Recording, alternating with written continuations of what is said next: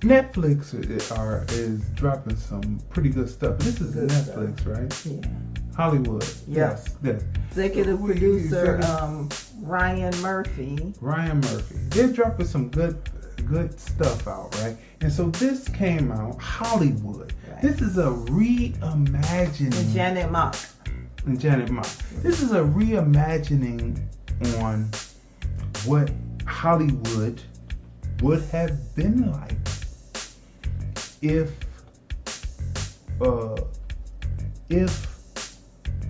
everything, if the doors had opened up, if a studio had taken a chance and had opened up and had given opportunity to black actors, in Hollywood, how it would be so much different. Now, this was happening in You could have cut all that short and just said if they weren't so wicked.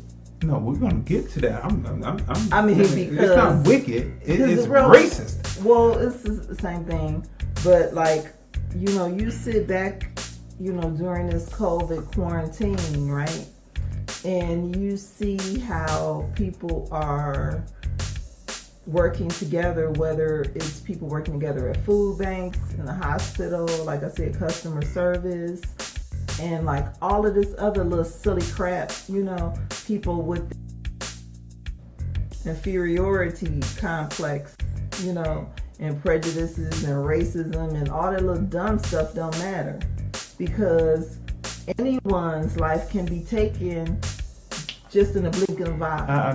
Whether it's from an accident, whether it's from a virus, whatever, right? But then this film or this series on Netflix, Hollywood, is well written, and it's just so sad because when you look at this, had racism been removed from the equation, like a lot of great work would have come out of Hollywood a lot sooner. You know what? This whole thing, every time there is a downturn, Caucasian people who are racist or who live in all Caucasian neighborhoods, even if they don't consider themselves racist, of course, they always come across and say, oh, everything is kumbaya.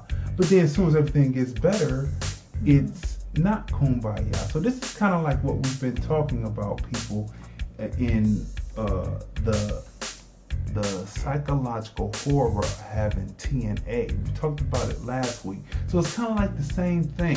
And this is what this story talks about, right? So when you watch that, you see that the film review is always hitting on what's actually happening, where the rubber hits the road, right? So in this story, it's a story about 4 different people, right?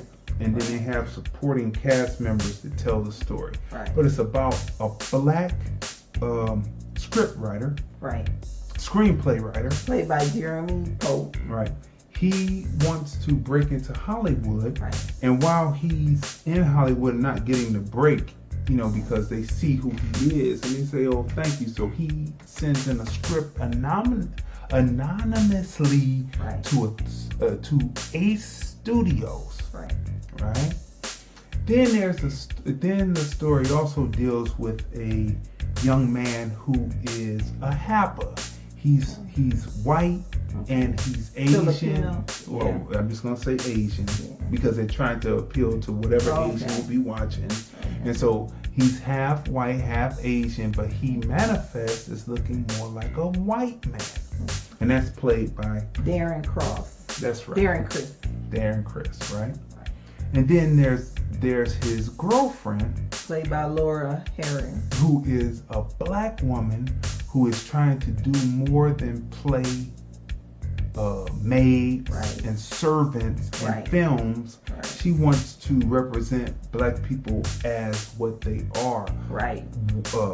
Dignity, well-spoken, up in nature and thought process. And up until a certain point, this is all she gets, right?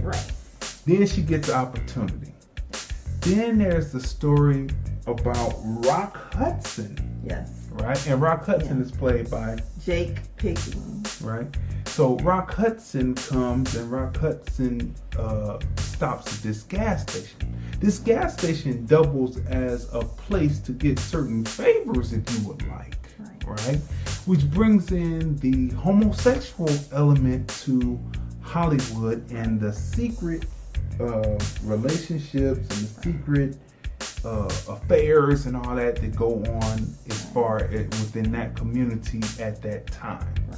And so he befriends the black screenwriter, and their relationship goes on from there. And then there's the daughter of the Ace Studios head of the studio, his daughter, who wants to be an actress. Played by Samara Weaving. And so these are the five that this story wraps around, and then the supporting cast, we can go through those. Yeah, Dylan McDermott, he did a great job. Yeah, he is the owner of the gas station where you can get favors. Yes. And Patty Lupin, she also did a great job. She was the studio head's wife, right? That's right. She did an excellent job. Yeah.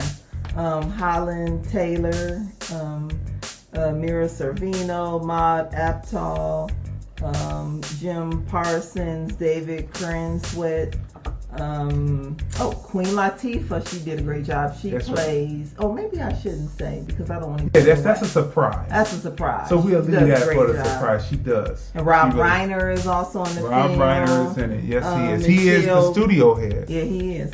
Michelle Prusik, Katie McGinnis, and Joe Mantello. That's right. So this is what the story wraps around. So watch. It's 10 episodes? Yeah. It's 10 episodes. I believe it's a limited, unless they're going to do a season 2. It was really good. So I wouldn't be surprised because on here it's saying one season. Right. So I don't know if it's going to be, like you said, limited. Like I think it's a limited like he did series. Like he did with Joan Crawford and Betty Davis. Yeah. Probably so limited. When Ryan Reynolds did that series, it was a limited, right? So this may be limited also, but this is great. I mean, it's well written. The acting is great. Viewer discretion is advised. Yeah, it is. You know, it's very interesting. It's very interesting. I mean, it's so good that you have to. We ended up, what is it called? Binge watching. We did. Yeah. Right. So this it represents what we've talked about. You know how the women have come out and said that all of this Me Too and enough and all that. This is representing what I called I called it many years ago, but I called it about, since we've been doing a program, it's been about a year ago, I called and said that they're going to replace female nudity with male nudity. And this is truly what's happening in this picture, because you don't want to be naked. Don't worry about it. Keep your bras on and all that. We're going to go with males, right?